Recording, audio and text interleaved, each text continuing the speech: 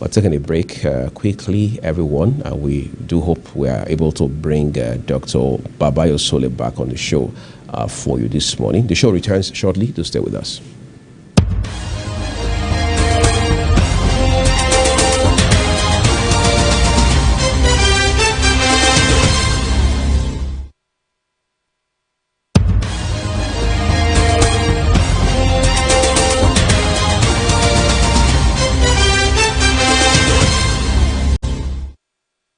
The National Broadcasting Commission, NBC, welcomes broadcasters, content creators, tech experts, exhibitors, and investors from Nigeria and all over to the 13th edition of Africast. Africast is the destination event where local and global industry players experience the latest innovative technologies, services, products, and markets. Participants will experience 3 days of world-class exposition showcasing the very best in creativity, innovation, and technological advancement in the broadcast industry. Theme: broadcast content, synergy, finance, and market.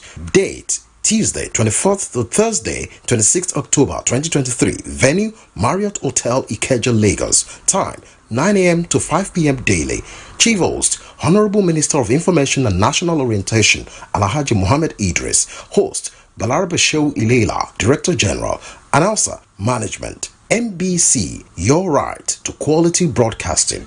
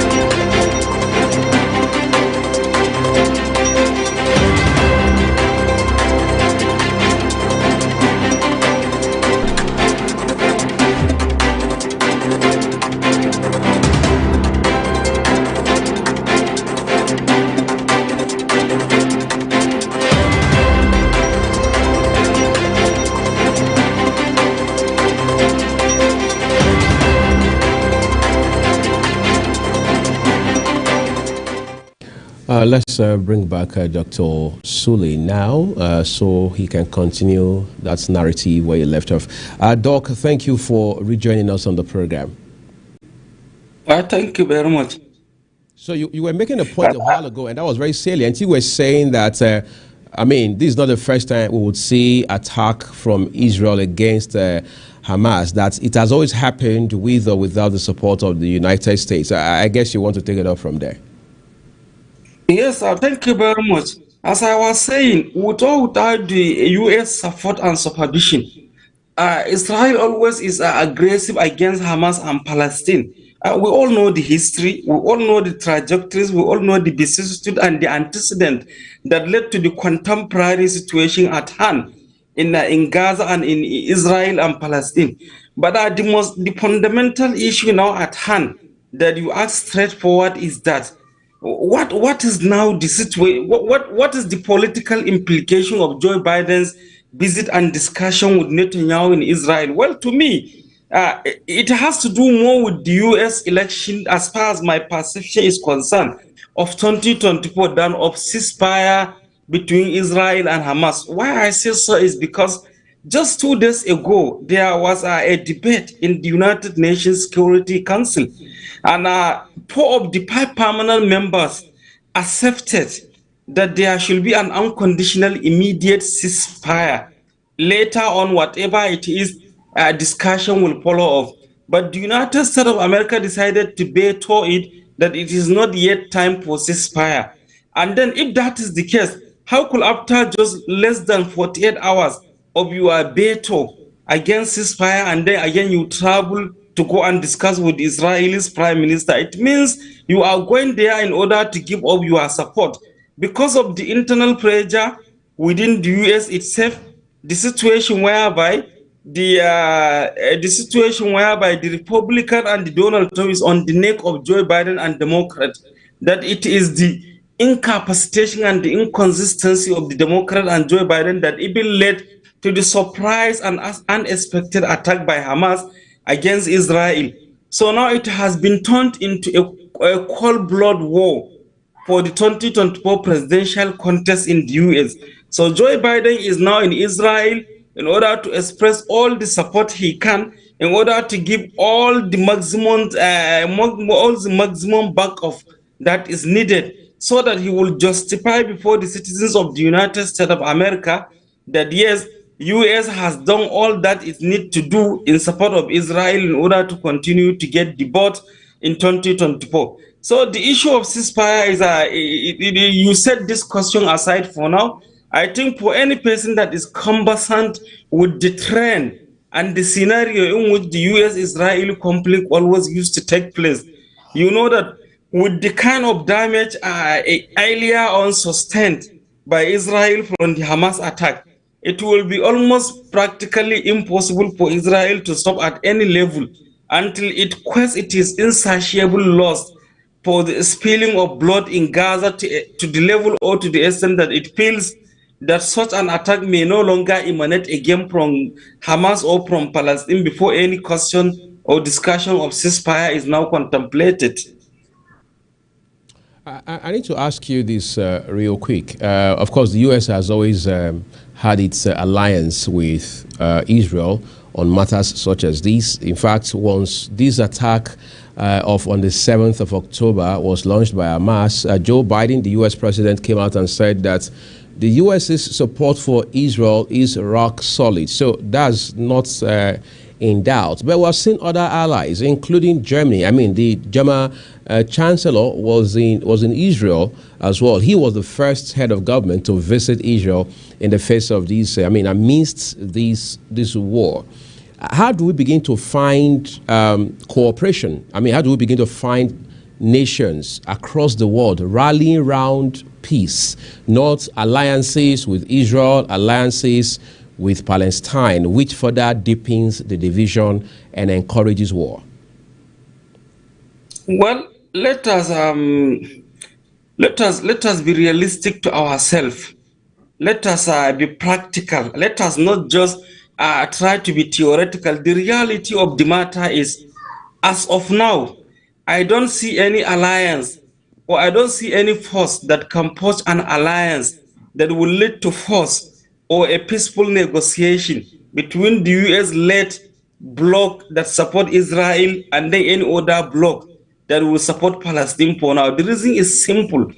All the foundations, all the necessary agreement, conventions, truth, and whatever that may lead to a peace has been done since long ago from the Oslo Accord, Camp David I, Camp David II, and several other negotiations that led to the final agreement of the establishment of two-state solution, the state of Israel and the state of Palestine, more than 30 years ago.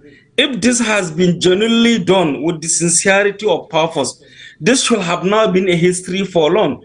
Because if you are an aggressor against a state, a conventional state agreed by the United Nations Organization as a state, then that means you are an aggressor against the entire members of the United Nations, meaning that in this regard, you are now attacking the entire UN members and not that particular one single state. But unfortunately, the US and the Germany you mentioned and other close allies to the US blocked the process of the establishment of the state of Palestine, meaning that it is deliberately orchestrated and portrayed in the current way it is, so that this process or scenario will continue in the phenomenon that we are seeing it. To me, the only alternative or the way out is for the surrounding Middle East neighborhood to see that this crisis between Israel and Palestine is not beginning with Palestine or Hamas alone, and it will not end with Palestine alone. Because by the time Israel succeeded in crushing Hamas and Palestine, it will start thinking of another neighborhood, either in Egypt or Lebanon or Jordan or Syria or Iran or Iraq. In fact, the aggression, the land grabbing, the expansion has no intention to only stop with the land of Palestine only. So in this regard, if the Middle East countries will wake up, all of them, Saudi, Iran, Iraq, Iran, Turkey, and all other surrounding neighborhoods, and then they will go to the United Nations and call for a final resolution toward resolving the crisis of the Israel-Palestine by creating permanently the state of Palestine. I think that is the only alliance or a movement that may succeed in bringing a permanent or rather somehow fragile peace. I can call it fragile peace because even if a state of Palestine is created, one should not expect that there will be a permanent peace between Palestine and Israel. And if you think so, you are deceiving yourself because one, don't forget that there are lands that will continue to be shared as borders between them. For example, Jerusalem. There is no way Palestine would allow Jerusalem to entirely belong to the territories of Israel, and Israel will never allow Jerusalem as a sacred land to belong to the Palestine entirely, meaning that they will have to co-manage that area. And if there is any area that they will co-control, that means this aggression and this conflict will continue. So the crisis is complicated, is complex, is multifaceted, and it's taking a multidimensional process. But the most annoying or shameful thing is that as powerful as Israel is, one of the 10 global states that possess nuclear weapons, it is baffling. I mean, it is perplexing to the global key players how US and her allies will come with their own ammunitions to be supervising and supporting Israel, despite the fact that Israel is capable of defending herself alone. Don't forget that in 1947, there was an Israel-Arab war conflict. More than 16 Arab countries against Israel as far back as ancient 1947. Yet Israel won the battle. And in 1967, still there was that war between Israel and Arab or Islamic countries. Still Israel alone won the battle. And now the 21st century Israel is now more sophisticated, more complex and advanced. But why still is US and our allies finding it convenient to come with their own USS warship and other supporting gadget in order to be supervising and protecting Israel to conduct a genocide against a seemingly harmless or less imperial Gaza or Palestine that is battling with Israel, even though when there is no any other world country that indicate even a miniature interest to intervene directly. Maybe the US is afraid a state like Iran or Turkey maybe may contemplate direct aggression, considering the way Israel is now attacking or bombarding Gaza, or they may even be afraid unless they use the USS warship in order to supervise the movement of weapons and ammunition within the Mediterranean. Maybe Russia may use the opportunity in order to arm Hamas and Hezbollah, so that it is going to be now a Cold War battle between superpowers behind the surface, a proxy war, just the way now Ukraine and Russia battle is taking place. So whatever it is now, we should not expect to see ceasefire within few days, and we should not think that the Biden's visit to the Prime Minister or the German's visit or any other utterances of the world leaders will now lead to ceasefire. What Israel is now intending to do is to entirely crush and ground Gaza in such a way that if care is not taken, Gaza may never recover in the next 10 to 20 years. And even if Gaza recovers, Hamas will never be able to recover, so that they will stage such kind of attack in future. Or there may even be another thought that Israel may even now thinking of occupying and taking over the entire Gaza land, because it has now been the Achilles heel. It has now been the troubling zone for Israel for the past 20 years. That is only an area where resistance is coming. The West Bank is now silenced, where the Palestinian Liberation Organization led by Mahmoud Abbas is leading. It is only the Gaza Strip where Hamas, Hezbollah, and the other jihadi groups that claim jihad against Israel are still mounting pressure and resistance against Israel's occupation and aggression and invasion. So now what Israel is doing is like an opportunity that now appears by itself. So they will now use the opportunity in order to ground Gaza and occupy Gaza if care is not taken, so that the resistance from Hamas and other groups will no longer be a threat to the state of Israel again. The argument of the U.S. and its allies is that Israel is not at war with the Palestinians.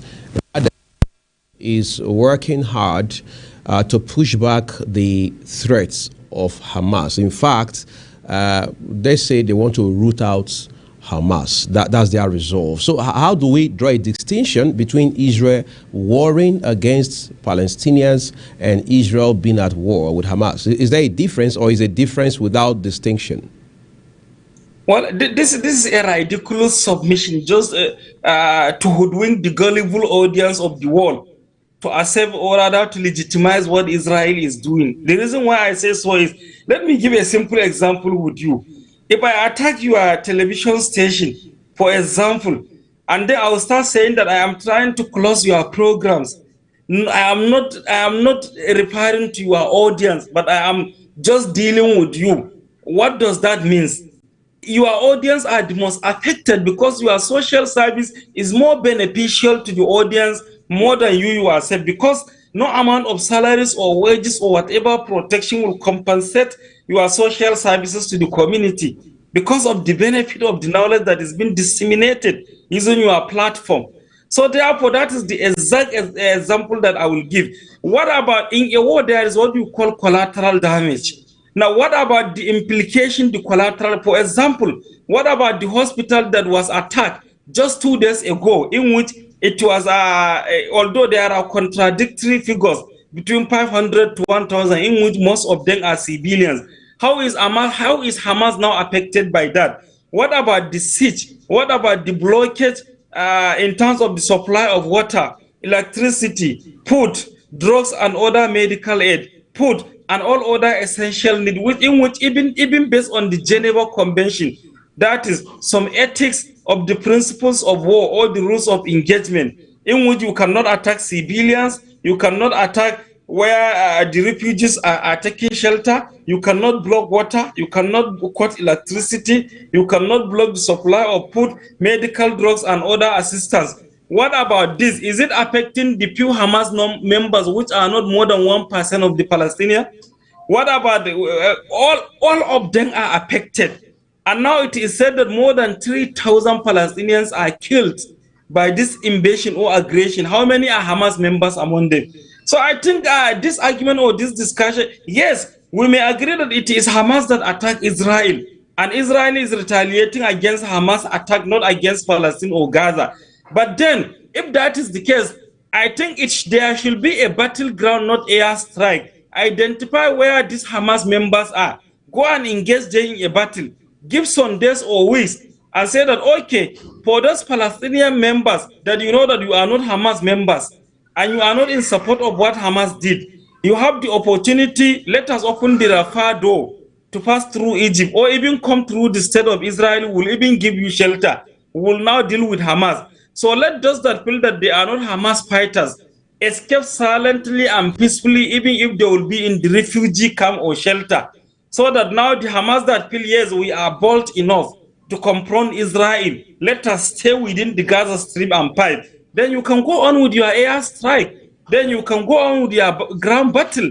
But in a situation whereby all the 2.3 million Palestinian citizens, civilians are there, you embark on incessant 24 hours air strike. You embark on ground battle. You are killing innocent children. You are burning them alive under the rubble of the collapsed buildings.